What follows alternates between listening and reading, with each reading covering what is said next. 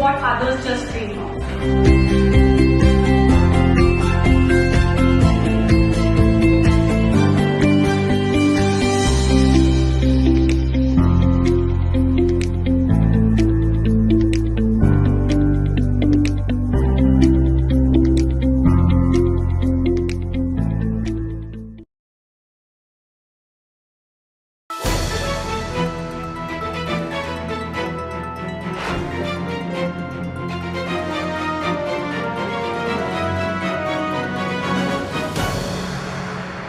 नमस्कार, मैं हूं ज्योति प्रकाश रंग और आप देखना शुरू कर चुके हैं आरएम न्यूज बीकानेर।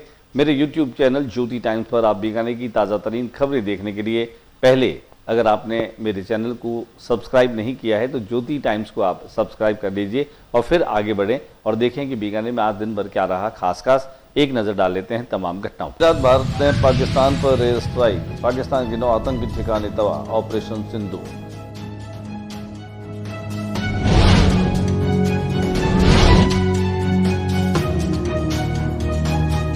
जिले के सरकारी स्कूल, शिक्षण संस्थान, सीबीएसई स्कूल, आंगनबाड़ी केंद्र और मदरसों की विद्यार्थियों के लिए आगामी आदेश तक अवकाश। संस्था प्रधान प्राथमिक विद्यालय समेत व्यापारी पर 3 लोगों को कल से बंधक बनाकर रखने का आरोप, पुलिस मौके पर पहुंची।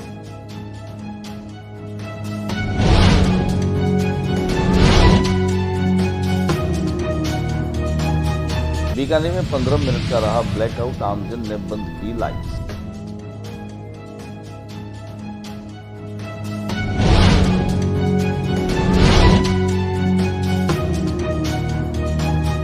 सिटी कोतवाली के पास में हुए हादसे में 9 मौत, सोनी समाज कर रहा है प्रदर्शन, कई वार्ताओं के दौर जारी।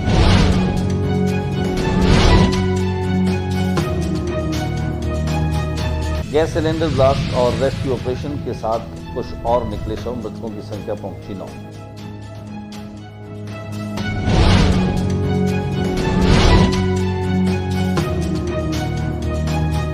प्रशासनिक अधिकारियों की देखरेख में शहर के 2 स्थानों पर हमले की हुई मॉक ड्रिल।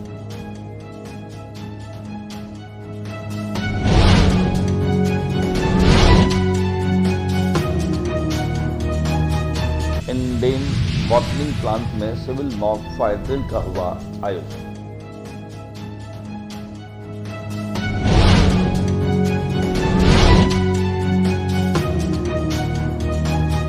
और अब खबरें विस्तार से। बीती रात को भी भारत ने पाकिस्तान पर एयर स्ट्राइक करते हुए पाकिस्तान के कई ठिकानों को तबाह कर दिया, जिनमें 9 आतंकी ठिकाने विशेष रूप से तबाह किए गए।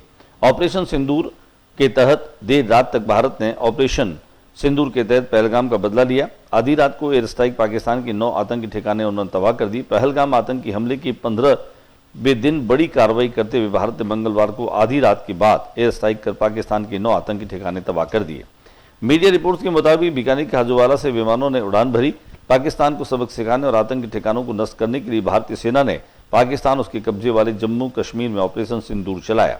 हमले में जिन आतंकी समूहों के ठिकानों को निशाना बनाया गया वे भारत के खिलाफ आतंकी हमलों की साजिश रचने, निर्देशन करने के लिए उपयोग किए जाते थे। पाकिस्तानी मीडिया का दावा है कि इस हमले में 3 लोगों की मौत हो गई और 25 लोग घायल हो गए, जबकि भारतीय सेना के अनुसार पाकिस्तान व पीओके में आतंक के कुल 9 ठिकानों पर कार्रवाई की गई। पाकिस्तान के किसी भी सैन्य ठिकाने को निशाना नहीं बनाया गया। यह ऑपरेशन भारत की आतंकवाद के खिलाफ जीरो टॉलरेंस की नीति को दर्शाता है। भारतीय सशस्त्र बलों की इस कार्रवाई से आतंकवादी समूह के खिलाफ एक कड़ा संदेश गया है। पहलगाम में 22 अप्रैल को पाकिस्तान समर्थित आतंकियों ने धर्म पूछकर 26 पर्यटकों को मार डाला था। तभी से पाकिस्तान के खिलाफ भारत की ओर से बड़ी कार्रवाई की उम्मीद की जा रही थी। हमले से पहले कश्मीर के आसमान में लड़ाकू विमानों ने उड़ानें शुरू कर दी। 4 लड़ाकू विमानों ने फॉर्मेशन बनाकर लक्ष्यों पर हमला किया। जब भी लड़ाकू विमानों की गर्जना जारी, बालाकोट के 6 साल बाद पाकिस्तान को फिर दहलाया। 6 साल पहले भारत ने पाकिस्तान के बालाकोट में सर्जिकल स्ट्राइक की थी। 14 फरवरी 2019 का वो दिन जिसे भारत कभी नहीं भुला सकता। हमारे सीआरपीएफ के 40 जवान पुलवामा आतंकी हमले में शहीद हुए थे और पूरा देश गुस्से में था। हर भारतीय पाकिस्तान से इसका बदला चाहता था, हर कोई जवाब चाहता था और फिर वो जवाब आया 12 दिन के बाद, जब भारतीय वायुसेना ने पाकिस्तान की सरहद लांघकर बालाकोट में आतंकी ठिकानों को तबाह कर दिया। उधर जवाबी कार्रवाई में पाकिस्तानी सेना का दावा है कि उसने भारत के 5 विमान मार गिराए हैं। यह बात बुधवार तड़के पाकिस्तान में भी भारत के हवाई हमलों की बात कही। जिला कलेक्टर और जिला आपदा प्रबंधन प्राधिकरण अध्यक्ष श्रीमती नम्रता अवस्थी ने आपदा प्रबंधन अधिनियम 2005 के अध्याय 4 की धारा 30 के प्रदत्त शक्तियों का उपयोग करते हुए जिले में राष्ट्रीय सुरक्षा और आपातकालीन स्थिति के मद्देनजर स्कूली बच्चों की सुरक्षा के परिप्रेक्ष्य में जिले की 12वीं कक्षा तक की समस्त राजकीय और गैर राजकीय विद्यालयों, शिक्षण संस्थान, CBSE विद्यालयों, आंगनबाड़ियों, मदरसों के विद्यार्थियों का 7 मई से आगामी आदेशों तक अवकाश घोषित किया है। आदेश के अनुसार 7 मई से होने वाली गृह और समान परीक्षा को भी आगामी आदेश तक स्थगित किया गया है। जिला कलेक्टर ने समस्त संस्था प्रधानों को निर्देशित किया कि इन आदेशों की अक्षरशः पालना सुनिश्चित की जाए। समस्त संस्था प्रधान एवं कार्मिक विद्यालय समयानुसार उपस्थित रहेंगे। यदि किसी संस्था प्रधान द्वारा इन आदेशों की अवहेलना की जाती है तो उसके विरुद्ध आपदा प्रबंधन अधिनियम 2005 के प्रावधानों के तहत कार्रवाई को अमल में लाया जाएगा। मॉनिटरिंग करी थी, एक तो एयर स्ट्राइक के कॉन्टेक्स्ट में जो 4 बजे हमने की थी कि सारी जो रेस्क्यू फोर्सेस हैं वो मिनिमम रिस्पांस टाइम में वहाँ पर पहुँचें और जो इमीडिएट हमें एक्टिविटीज़ करनी है वो सारी हमारे डिपार्टमेंट्स रेडी हैं। इसकी कल हमने 2 जगह अभ्यास किया, साथ ही रात को एक ब्लैकआउट की भी ड्रिल की गई थी। ये सब इसी हिसाब से है कि अगर कोई एयर स्ट्राइक होता है तो जो हमारी government machinery as well as आर्म सिटीजन्स अवेयर भी रहें और उन्हें पता रहे कि हमें क्या करना है। ये ब्लैकआउट जैसे सरकार के निर्देश होंगे उस हिसाब से उधर की भी बॉर्डर से संबंधित जो जिले हैं उनमें रात से 12 से 4 बजे के बीच ब्लैकआउट रखा जाए। हमें जैसे जैसे एयरफोर्स से या ऊपर से जो निर्देश मिलते हैं उस हिसाब से ब्लैकआउट कैरी किया जाता है। उसको देखते हुए हमने बच्चों के स्कूल सभी प्राइवेट और गवर्नमेंट को बंद कर रखा है। इसके साथ ही हमने सभी पेट्रोल पंप्स को पाबंद किया है एक मिनिमम फ्यूल रिजर्व रखने के लिए। साथ ही साथ हम ड्रोन्स की एक्टिविटीज़ और क्रैकर्स वगैरह को भी नियंत्रित करने जा रहे हैं। एंड बाकी हमारी जो पूरी टीम है वो अलर्ट मोड में है। हमारी जो कम्युनिकेशन चैनल्स हैं वो प्रॉपर इन प्लेस हैं और साथ ही हमारी जो ग्राउंड लेवल तक के जो लोग हैं इस वक्त अलर्ट मोड में हैं और अपने रोल के प्रति की अनाज मंडी में अजब गजब का वाकया सामने आया है। एक व्यापारी पर कल दोपहर से 3 लोगों को बंधक बना करके और रखने का आरोप लगाया। रुपयों की लेन देन का मामला बताया जा रहा है। बंधक बनाई गई कौन है, ये लोग किसान या फिर कोई व्यापारी? मामले की भनक के बाद पुलिस भी मौके पर पहुंची लेकिन कोई भी जानकारी नहीं दी। व्यापारियों में चर्चा का विषय बना हुआ है। गुस्साई व्यापारियों ने कलेक्ट्रेट पर प्रदर्शन किया और नारेबाजी भी की। दिखाते हैं हम आपको कि अनाज मंडी में किस तरीके से एक व्यापारी ने 3 लोगों को बंधक बना करके रखा और उसके बाद अफरा तफरी का माहौल और पुलिस भी मौके पर पहुंची।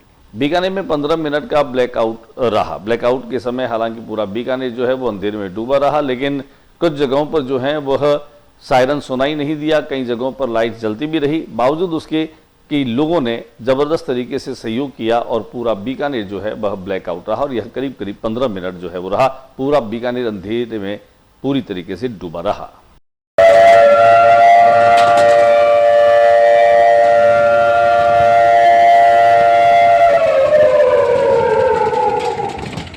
सिटी कोतवाली के पास में हुए गैस सिलेंडर हादसे में मृतकों की संख्या 9 पहुंच गई है। बीती रात इस पूरे दुर्घटना के बाद में जो रेस्क्यू ऑपरेशन चलाया गया, नगर निगम के अधिकारी आयुक्त मनीष मयंक भी वहां पर पहुंचे, जिला कलेक्टर भी पहुंची, IG ओम प्रकाश पासवान भी पहुंचे, एडिशनल SP सौरभ तिवारी भी वहां पहुंचे। इसी बीच में जहां विधायक जेठानंद व्यास भी पहुंचे लेकिन खासतौर से जहां स्वर्णकार समाज के अध्यक्ष मनीष लांबा जो हैं वह घटना पर पहुंच करके उन्होंने इस रेस्क्यू ऑपरेशन में पूरी तरीके से सहभागिता दिखाई और जो घायल हैं उन्हें यहाँ ट्रॉमा सेंटर में पहुंचाया गया। मृतकों के प्रति जो संवेदनाएं और ख़ास तौर से जो उनके नेतृत्व में समाज के लोग 5 सूत्री मांग को लेकर के और मोर्चरी के आगे और ट्रॉमा सेंटर के आगे बैठ गए थे। उसके बाद प्रशासन और समाज के बीच में लंबी वार्ताओं के दौर भी चले और इन वार्ताओं के दौर में खासतौर से उनकी मुख्य 5 मांगे थी जिनमें करीब 4 मांगे जो हैं वो मान ली गई है।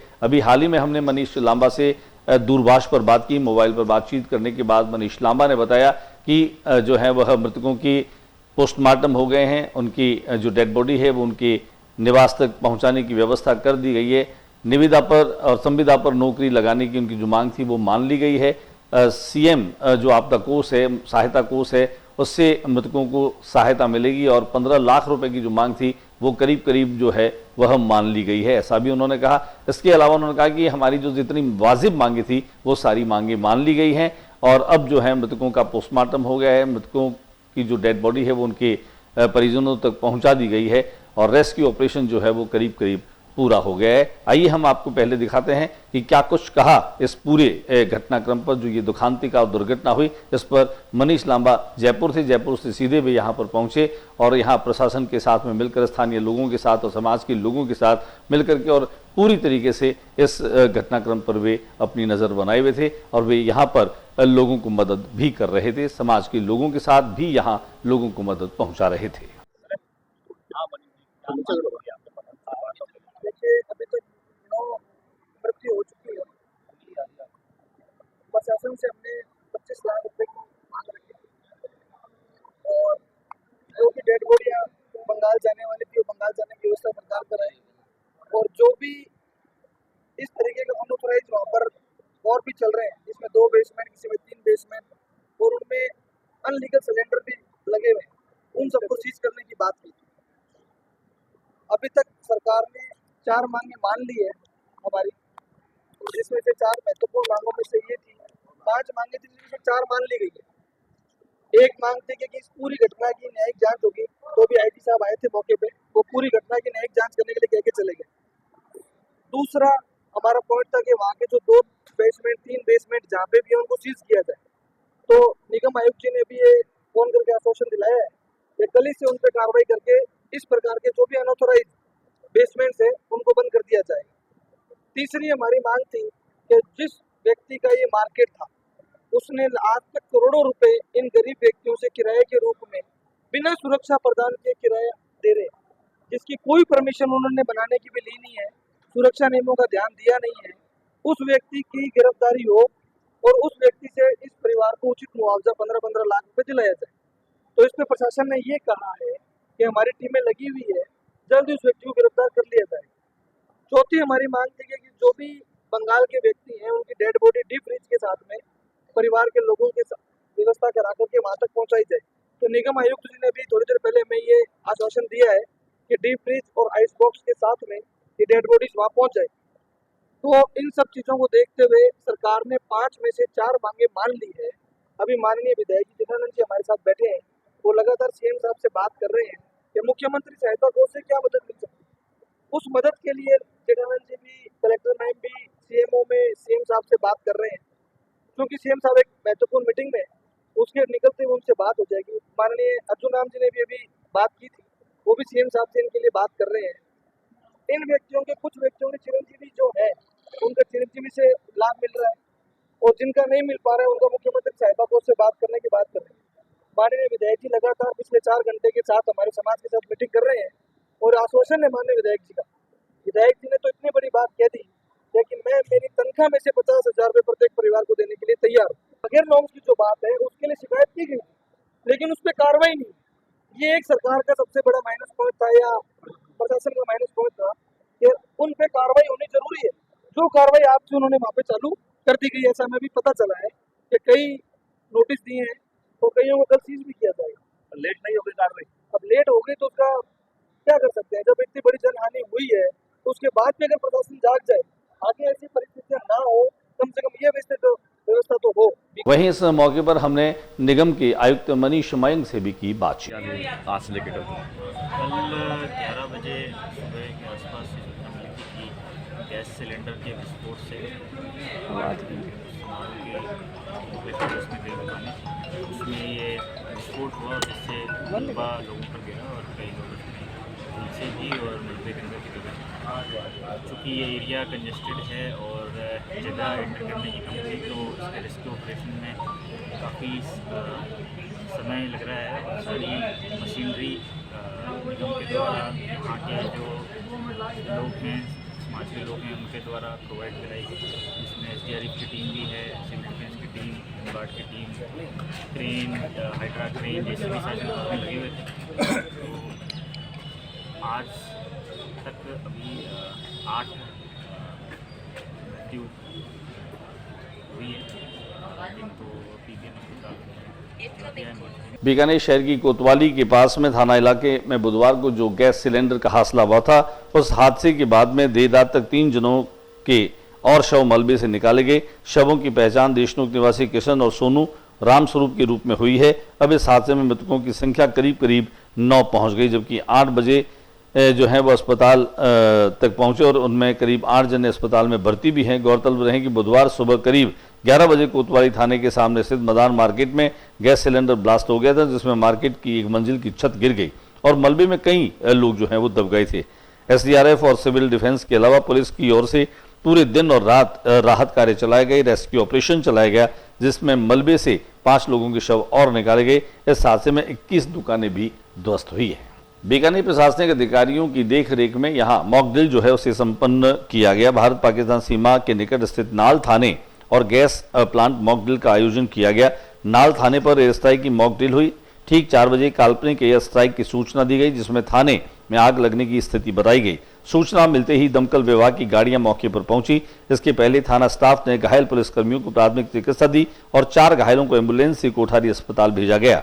मॉक ड्रिल के दौरान संभागीय आयुक्त रवि कुमार सूरपुर निरीक्षण में कई महत्वपूर्ण कमियां सामने आई। ड्रिल के दौरान IG Om Prakash Paswan, additional SP Kailash Chandra Sandhu, ADM रामावतार कुमावत भी मौजूद थे। वहीं यहाँ थानाधिकारी विकास बिश्नोई भी मौजूद रहे। वहीं गैस प्लांट में जिला कलेक्टर नम्रता और एसपी काविंद्र सागर ने इस मॉक ड्रिल के सामने आई कमियों से सुरक्षा व्यवस्था में तत्काल सुधार की आवश्यकता को रेखांकित किया। मेरा निवेदन है कि आसपास जो भी लोग हैं घटनास्थल से दूर रहें और व्यवस्था बनाने में सहयोग करें, और सारे पुलिसकर्मी हैं जो भी घायल हैं उनको संबंधित जगह पे पहुंचाने की शीघ्र व्यवस्था करें, ग्रीन कॉरिडोर की व्यवस्था कराएं। इंडियन बॉटलिंग प्लांट में भी मॉक ड्रिल का आयोजन किया गया। केंद्रीय गृह मंत्रालय के निर्देश अनुसार बुधवार को देश भर में अनेक स्थानों पर मॉक ड्रिल किए गए। इस श्रृंखला में बीचवाल स्थित इंडियन बॉटलिंग प्लांट में स्थित हार्डन स्फीयर पर सिविल मॉक फायर ड्रिल का आयोजन किया गया। जिला प्रशासन के समन्वय से आयोजित मॉक ड्रिल में जिला कलेक्टर नम्रता वृष्णि, पुलिस अधीक्षक काविंद्र सागर और आईओसीएल के वरिष्ठ प्रबंधक बहरुदान बारर सहित अन्य अधिकारियों की मौजूदगी रही। आज के बुलेटिन में बस इतना ही। अगले बुलेटिन में नई गतिविधियों के साथ इस समय इसी चैनल पर फिर मुलाकात होगी। न्यूज रूम से ज्योति प्रकाश रंगा को इजाजत दीजिए, लेकिन जाते जाते मेरा निवेदन रहेगा, बीकानेर की ताजा तरीन खबरें देखने के लिए मेरे यूट्यूब चैनल ज्योति टाइम्स को अगर आपने सब्सक्राइब नहीं किया है तो पहले इसको सब्सक्राइब कीजिए और तब तक के लिए दीजिए इजाजत। नमस्कार।